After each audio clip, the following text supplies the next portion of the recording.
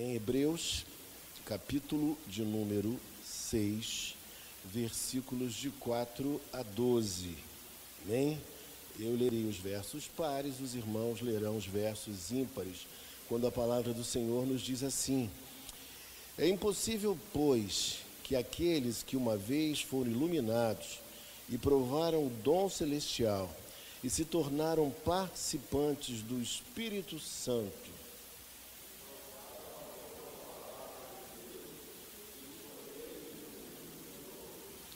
e caíram, sim, é impossível outra vez renová-los para arrependimento, visto que de novo estão crucificando para si mesmos o Filho de Deus, expondo-o à ignomínia.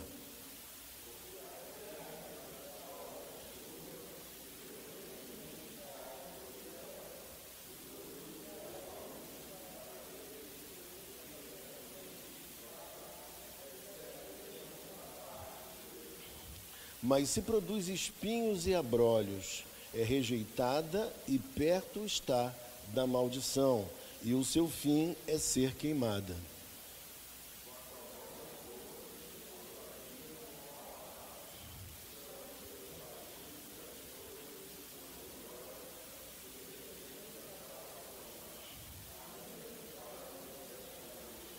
Porque Deus não é injusto para ficar esquecido do vosso trabalho e do amor que evidenciastes para com o seu nome, pois servistes e ainda servis aos santos.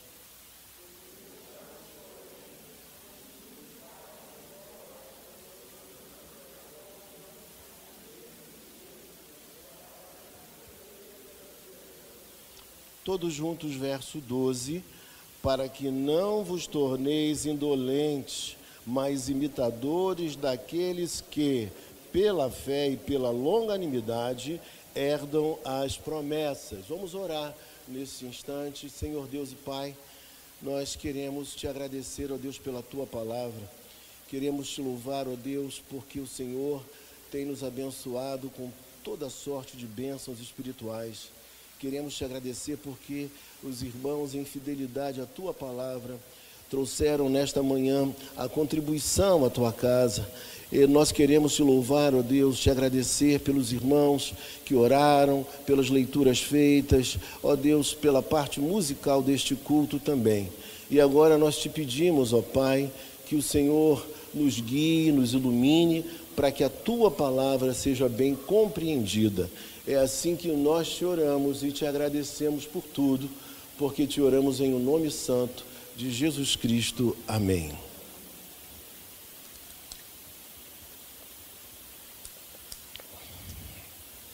Meus amados irmãos, talvez a passagem desta manhã seja uma das passagens mais difíceis da Bíblia Sagrada de interpretação.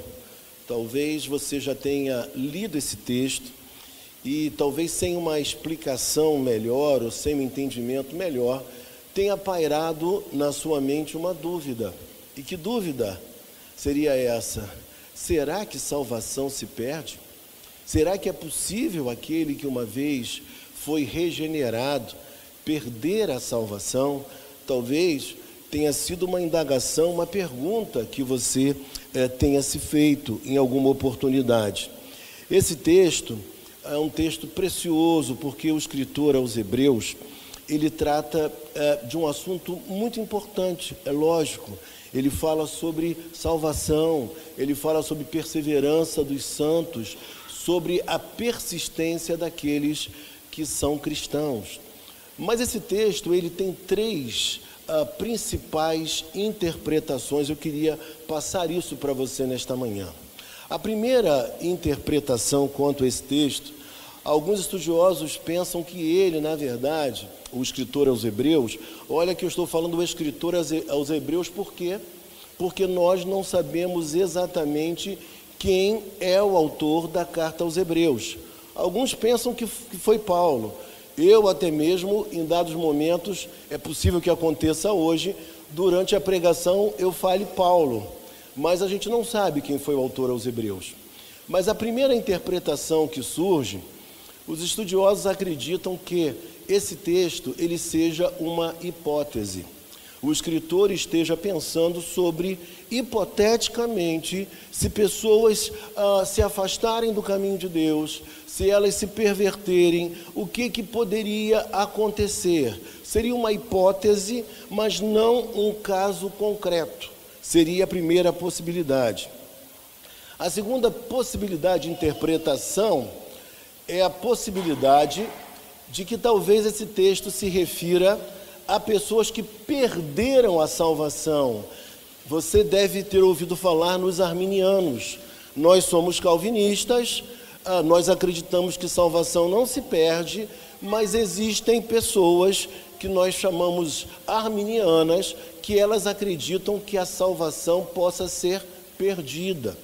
Mas o curioso é que para esses que pensam que a salvação pode ser perdida, o texto fala, nesse caso específico, que é impossível essas pessoas outra vez serem renovadas para a fé. Então, é estranho também que se diga isso. Mas a terceira maneira de se interpretar esse texto, que é justamente a forma como nós, calvinistas, compreendemos, nós compreendemos que esse texto não esteja falando de uma hipótese, como muitos acreditavam, inclusive o grande pregador chamado Spurgeon acreditava assim. Nós não acreditamos que esse texto fale de crentes verdadeiros que perderam a salvação. Nós acreditamos que esse texto se refira justamente a um grupo de pessoas que provou de uma fé, de uma relação com a espiritualidade, com a religião, mas que não foram de fato convertidas. Nós costumamos chamar essas pessoas de crentes, quem lembra? Crentes nominais. São aqueles crentes que estão com seu nome no livro da igreja, no hall de membros. São aqueles membros que foram batizados, que frequentaram a igreja, mas que, na verdade, nunca passaram por um processo de conversão, de arrependimento, de mudança de vida. Então, o texto fala exatamente desse grupo de pessoas. E eu queria mostrar o porquê que eu acredito dessa forma, através do próprio texto. E, portanto, é importante que você permaneça com o texto aberto, lá no capítulo 6, e que você observe comigo no versículo de número 3. Olhe na sua Bíblia, por gentileza. O texto nos fala assim, veja: isto faremos se Deus permitir. Até aqui ele está falando da igreja dos cristãos verdadeiros. Nós faremos. Mas quando ele adentra o versículo de número 4, nós lemos da seguinte forma: é impossível, pois, que aqueles, já não são mais os membros da igreja verdadeiros. Aqui ele fala aqueles que uma vez foram iluminados e provaram o dom celestial, se tornaram participantes do Espírito Santo e provaram a boa palavra de Deus e os poderes do mundo vindouro. Esse texto, aparentemente, se você lê-lo sem muita atenção, ele pode te dar a ideia que salvação se perde, porque ele trata de 5 experiências que essas pessoas tiveram. E essas experiências, ao nosso ver, quando nós olhamos para o texto, nos parece que ele está falando de pessoas que haviam se convertido de fato. Mas eu digo para você, na igreja nós temos trigo, mas nós temos também joio. A aparência é bem semelhante, é similar. Não é assim que acontece? Tanto que a palavra de Deus nos diz que só no final o próprio Deus é quem vai fazer essa seleção, essa triagem. E aí, quando você olha para esse texto, você fala assim: meu Deus, o que está acontecendo aqui? Eu estou confuso, porque aparentemente ele está falando que essas pessoas eram crentes e que elas perderam a salvação. Esse texto, na verdade, não trata disso. Ele fala de uma advertência que o escritor aos Hebreus está fazendo, para que aqueles que são crentes verdadeiros, eles deem as provas cabais de que realmente são regenerados. E que provas são essas? A prova substancial seria o fruto, o amor e a persistência em continuar a servir a Cristo com muito amor e com muito afinco. É disso que ele está dizendo. A possibilidade que surge, preste atenção comigo, é que uma pessoa pode fazer parte da igreja visível. O que é a igreja visível? Você já ouviu falar em igreja visível, não já? O que é a igreja visível? São todos aqueles que estão aqui hoje. São aqueles que estão com o nome no hall de membros da igreja. Mas existe também a igreja invisível. E o que seria igreja invisível, pastor? A igreja invisível ela é composta por aqueles todos que um dia realmente tiveram encontro com Jesus, mudaram de vida, foram regenerados. Aqueles que têm o seu nome escrito no livro da vida. Então são aqueles que foram marcados por Deus, foram transformados por Deus. Esses fazem parte da igreja invisível. Então você pode fazer parte da igreja visível e não fazer parte da igreja invisível. Nós conhecemos pastores, líderes, presbíteros, diáconos, pessoas que tiveram uma participação muito significativa nas igrejas, pessoas que participaram muito com afinco, mas pessoas que com o passar do tempo, elas não se mantiveram firmes na fé. Algumas pessoas que abandonaram a fé, algumas pessoas que acabaram por seguir outros ensinos, algumas que deixaram inclusive de acreditar em Deus. Todos nós conhecemos situações assim. Eu costumo dizer que aquelas pessoas que sentavam no primeiro banco quando se converteram, mas que com o passar do tempo se esmoreceram na fé e passaram a sentar no meio da igreja. Daqui a pouco sentaram lá no final da igreja. Olha que a minha ilustração não tem a ver geograficamente com a posição no templo, né? Mas sabe o que aconteceu com essas pessoas? Daqui a pouco, elas já não estavam mais no banco da frente, já não estavam mais no banco do meio, já não estavam lá naquele último banco onde está o presbítero Isaías. Sabe onde elas estavam? Elas estavam no mundo. E quando eu falo mundo, elas haviam abandonado a fé em Jesus Cristo. Algumas estavam em outras religiões. Algumas já não queriam nem mais ouvir da palavra de Deus. Algumas diziam que a igreja, em vez de fazer bem, fez mal a elas.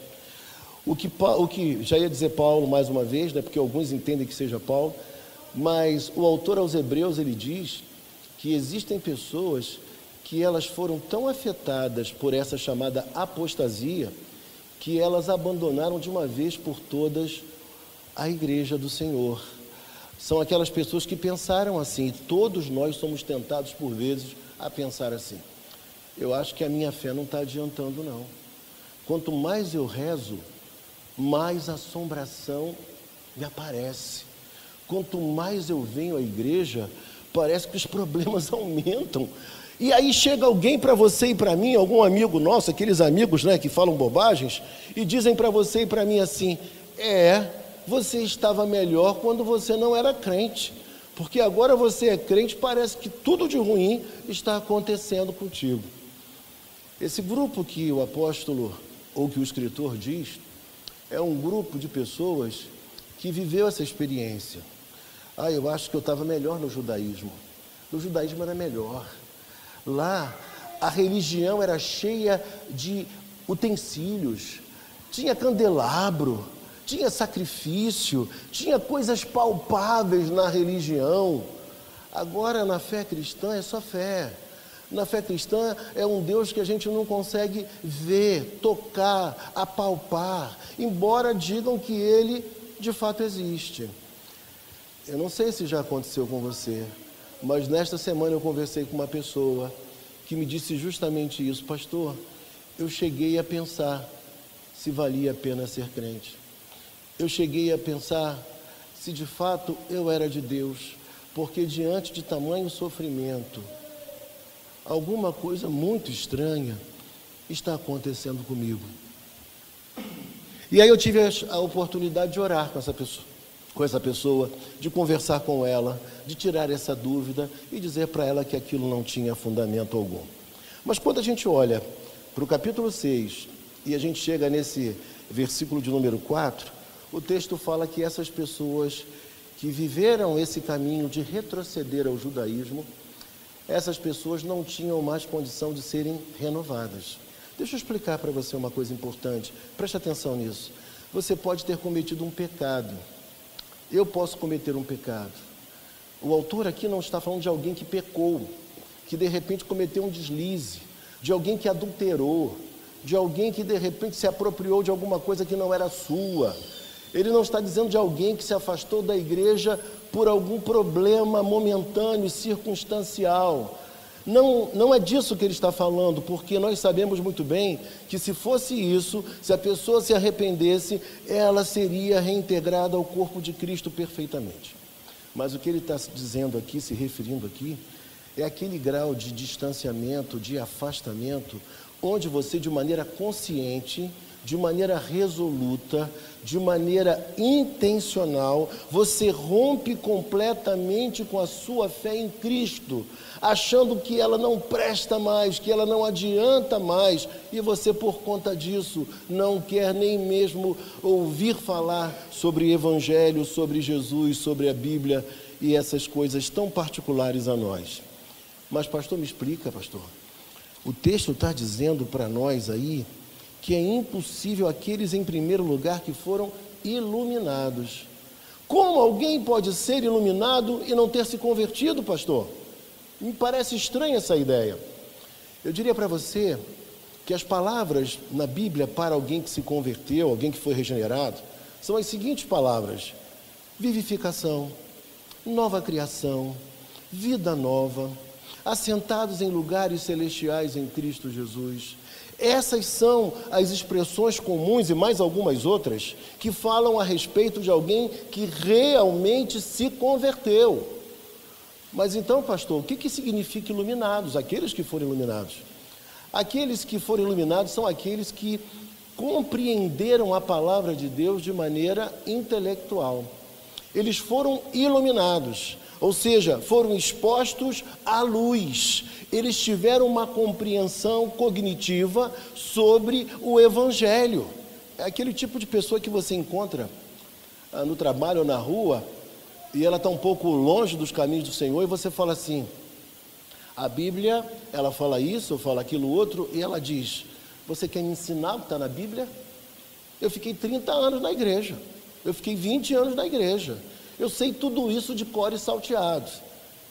Já viu pessoas assim, que elas acham que já sabem de tudo, mas alguém iluminado é justamente alguém que foi exposto à luz, alguém que compreendeu intelectualmente, mas esse alguém não passou por uma genuína transformação, não foi regenerado, não ganhou um novo coração, não mudou de vida, apenas teve um conhecimento meramente intelectual. Para que alguém seja filho de Deus, precisa nascer de novo, senão não é filho de Deus.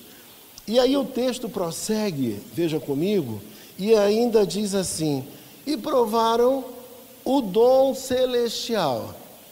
Alguns estudiosos entendem que provaram o dom celestial significa dizer aqueles que participaram da Santa Ceia. Provar aqui tem a ver com degustar, com comer mesmo. Então são pessoas que participaram da vida ativa da igreja, inclusive participando da Santa Ceia. Pessoas que tiveram esse grau de experiência. E aí você vai observar que o texto vai progredindo, mostrando para nós que a experiência dessas pessoas foi uma experiência realmente significativa. E aí o texto diz para nós ainda: e provaram a boa palavra de Deus. E antes disso ainda, eu acho que seria importante frisar para vocês outra parte que é importante. Tornaram-se participantes do Espírito Santo e provaram da boa palavra de Deus. Primeiro, tornaram-se participantes do Espírito Santo. O que seria isso? O tipo de pessoa que esteve na igreja, que viu gente se convertendo, que viu gente sendo transformada por Deus, mudada de um quadro de vida terrível, que viu tudo isso acontecer, mas que agora está voltando para o judaísmo. Pessoas que foram expostas à palavra de Deus, provaram a boa palavra de Deus. Ele não está falando aqui daquelas pessoas que vão naquelas igrejas, que dão a elas o sal grosso, a rosa abençoada, a rosa ungida. Está falando de pessoas que se assentaram numa igreja verdadeiramente cristã. Pessoas que ouviram a pregação genuína do Evangelho. É desse grupo de pessoas que ele está falando. E diz mais ainda, e que provaram de quê? Dos poderes do mundo vindouro. O que seria isso, pastor? Como alguém que provou dos dons, dos poderes do mundo vindouro, como essa pessoa não é crente? Você já deve ter visto pessoas que se converteram e que foram curadas de uma doença incurável aos olhos humanos. Já viram? Quem já viu? Eu já vi. Pessoas que foram curadas de doenças que o médico falou, ó, não tem jeito. Eu já tive a oportunidade de orar por pessoas que todo mundo dizia, olha, o caso dele ou o caso dela é gravíssimo. Os médicos disseram que vai ser muito complicado. E essas pessoas foram radicalmente curadas. E aí eu pergunto a você, essas pessoas permaneceram servindo ao Senhor? Algumas delas não. Algumas delas se extraviaram.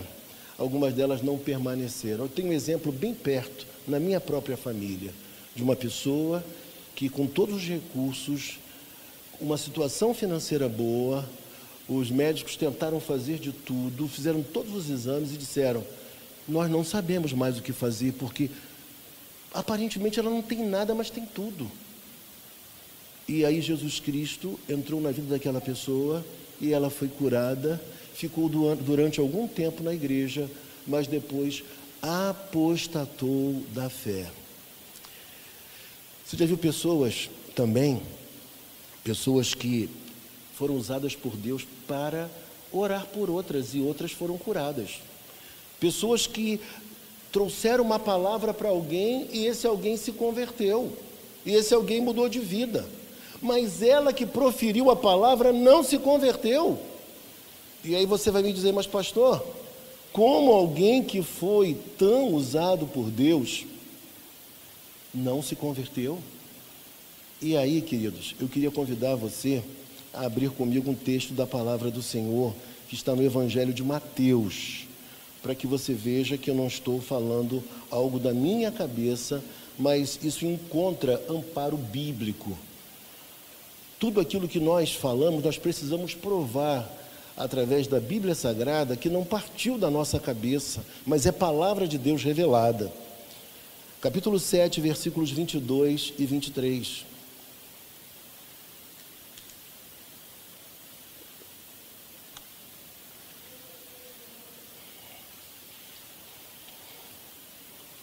Amém? Diz assim a palavra do Senhor, muitos naquele dia hão de dizer-me, Senhor, Senhor, porventura não temos nós profetizado em Teu nome, e em Teu nome não expelimos demônios, e em Teu nome não fizemos muitos milagres? Então lhes direi explicitamente, nunca vos conheci, apartai-vos de mim os que praticais a iniquidade. Ou seja, para ser usado por Deus, para efetuar uma cura, para fazer algum tipo de sinal, não é necessário que essa pessoa seja crente. Deus usa quem Ele quer da maneira que Ele quer. E nós conhecemos pessoas que pregaram o Evangelho, que fizeram músicas evangélicas, que evangelizaram pessoas. E essas pessoas, na verdade, se apartaram resolutamente e definitivamente do caminho do Senhor. Lembra, por exemplo, de Judas? O que aconteceu com Judas? O que ele fez? Ele fez o que com Jesus Cristo? O vendeu e o traiu. Mas o que aconteceu com ele? Ele não se arrependeu e ele enforcou-se. Ou seja, o seu pecado foi obstinado, foi resoluto, foi intencional. Ele era apóstolo, mas ele não era alguém verdadeiramente convertido. Em contrapartida, nós temos quem? Pedro. Pedro negou a Cristo quantas vezes? 3 vezes. Ele falhou, ele errou, ele ficou amedrontado na fé. Mas o que aconteceu com ele? Ele se arrependeu do que tinha feito. Ele foi humilde, porque era verdadeiramente crente. Aquele que é crente e por alguma falha ele erra, ele retorna, ele volta. Mas aquele que comete um grau de pecado tão grande como esse, obstinado, decidido, ele não tem como se recuperar. É duro dizer isso, é forte demais falar uma coisa como essa, mas é justamente o que o texto está nos dizendo. Veja comigo, na sequência, versículo 6. E caíram, sim, é impossível outra vez renová-los para arrependimento, visto que de novo estão crucificando para si mesmos o Filho de Deus e o expondo-o à ignomínia. O que o texto está dizendo para a gente aqui? O texto está dizendo para nós que, na verdade, esse grupo de pessoas está expondo Cristo de uma tal forma que ele serve de vexame.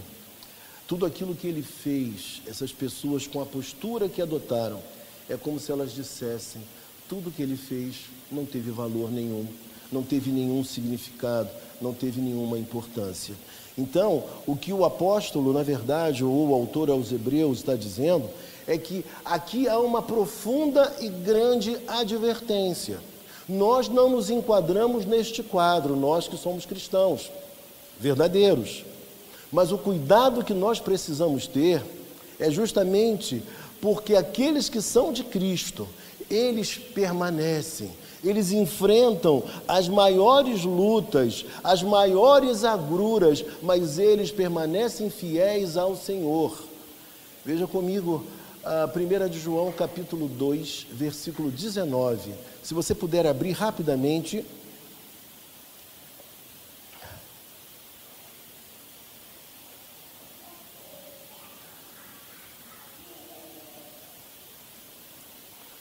Primeira de João, capítulo 2, versículo 19. Amém? Diz assim a palavra do Senhor, 1 de João, capítulo 2, versículo 19. Eles saíram do nosso meio, entretanto não eram dos nossos. É o que o texto diz. Porque se tivessem sido dos nossos, teriam permanecido conosco. Todavia, eles se foram para que ficasse manifesto que nenhum deles é dos nossos. Então, esse texto está nos dizendo que esse grupo de pessoas, ele esteve no meio do rebanho. Esse grupo de pessoas até exerceu influência no seio da igreja. Foram pessoas até com uma certa relevância e importância na igreja. Mas o texto nos fala com muita clareza que se eles fossem dos nossos, eles teriam permanecido. A prova substancial, a prova cabal de que nós somos verdadeiramente cristãos está no fato de nós perseverarmos. Eu tenho certeza que você, assim como eu, já viveu vários dissabores na vida espiritual. Já teve decepções, problemas, dificuldades, mas algo aconteceu com você e comigo também. Você não conseguiu se manter distanciado permanentemente do caminho do Senhor, da igreja, da comunhão dos santos, da pregação, do culto. Você não conseguiu ficar fora, porque você é dos nossos, você é cristão, a palavra fala profundamente ao seu coração. E de maneira resumida, versículos 7 e 8, eles dizem assim para nós: porque a fé que absorve a chuva, que frequentemente cai sobre ela e produz erva útil para aqueles por quem é também cultivada, recebe bênção da parte de Deus. Mas se produz espinhos e abrolhos, é rejeitada, e perto está da maldição, e o seu fim é ser queimada. Dos versículos 7 e 8, ele está dizendo que existe 2 tipos de solo. Aquele solo que produz bom fruto e aquele solo que produz ervas daninhas. Ele faz uma distinção, como quem diz, aquele que nasceu de novo, que é nova criatura, ele produz bons frutos. Aquele que não é de Deus, ele vai produzir frutos ruins. E aí é o grande ponto para todos nós aqui. Nós não devemos avaliar as pessoas porque elas sabem pregar bem. Nós não devemos avaliar as pessoas porque elas cantam bem. Nós não devemos avaliar as pessoas porque elas têm dons visíveis, carismas, poderes. Mas nós precisamos avaliar as pessoas pelos frutos que elas produzem. É o fruto que cada um de nós que vai evidenciar quem nós realmente somos em Cristo Jesus. Os frutos é que identificam. Você pode ter muitos dons, como diz, por exemplo, 1 Coríntios de 12 a 14. Mas no meio dessa perícope grande, aparece o capítulo 13, que fala para nós que o dom maior é o dom do amor. Então, o fruto produzido pelo coração que ama é a grande evidência de que alguém é de Cristo. E para finalizar, os versículos seguintes fazem parte da pregação de logo mais à noite. À noite eu vou comentar um pouco melhor esses versos que eu já elucidei, mas a partir do verso 9, após fazer um resumo, nós iremos adentrar neles. Mas eu só queria que você observasse uma única coisa no versículo de número 9. Olhe para a sua Bíblia. Quando nós chegamos ao verso de número 9, nós lemos assim: quanto a vós outros. O que acontece agora? O escritor, para muitos o apóstolo Paulo, a gente não sabe, mas o escritor aos Hebreus, agora no versículo de número 9, ele volta a falar sobre os cristãos, vós outros. Ele está se referindo justamente à igreja. Ele deixa de falar daqueles que se extraviaram e voltaram ao judaísmo, e agora ele retorna outra vez o seu discurso, tendo como foco os cristãos. Veja o texto, versículo 9, quando diz: quanto a vós outros, todavia, ó amados, estamos persuadidos das coisas que são melhores e pertencentes à salvação. E por aqui eu paro. Veja comigo uma coisa. Ele está dizendo que esses que são os cristãos, como o versículo 9 nos fala, esses são ligados à salvação. Esses foram objetos do amor de Cristo, foram regenerados, transformados e têm vida nova, têm uma nova vida em Cristo Jesus.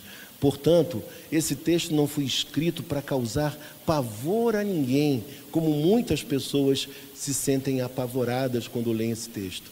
Esse texto ele foi escrito para dar confiança aos cristãos de que eles são salvos. Eles não são aqueles. Nós somos a igreja do Senhor, os remidos e os lavados pelo sangue de Jesus Cristo. Nós não temos como retroceder ao judaísmo, nós não temos como abandonar a nossa fé. Sabe por quê? Porque Cristo nos transformou, Ele nos marcou, nós pertencemos a Ele e não conseguimos nos apartar da obra maravilhosa e gloriosa que Ele exerce na sua igreja. Portanto, querido, apenas fica aqui o alerta, a advertência, mas em contrapartida, o que nós mais queremos com esse texto é dizer para você que se você é eleito, se você é de Cristo, você vai permanecer. Se você é de Cristo, você não tem como se perder. Você não vai se ausentar jamais do caminho do Senhor, porque você foi salvo. E essa salvação, ela não pode ser perdida. Amém? Vamos orar. Você que deseja ouvir um pouco mais e compreender um pouco mais ainda desse texto, retorne logo mais à noite, porque parece que só depois que a gente ouve uma vez, duas vezes, é que a palavra parece que fica mais clara para nós. Essa mensagem está sendo gravada também. Você terá a oportunidade de ouvi-la durante a semana e meditar sobre ela. Vamos orar nesse instante, vamos rogar a Deus. Senhor Deus, obrigado, Pai, pela Tua palavra. Obrigado, Senhor Deus, porque nós não temos como nos extraviar. A Tua palavra nos diz que esse amor que foi derramado em nosso coração é tão forte. Esses laços de amor, eles são poderosos e nos enredam, Pai. Ó Deus, são laços maravilhosos que nos prendem a Ti. Nós amamos ao Senhor, nós vivemos para o Senhor, nós encontramos aquilo que era mais sublime, o Salvador, o Teu Filho amado, Jesus Cristo. E é essa vida que nós queremos levar, ó Deus, até o último dia. É assim que nós te oramos e Te agradecemos, porque o fazemos em o nome santo de Jesus Cristo. Amém.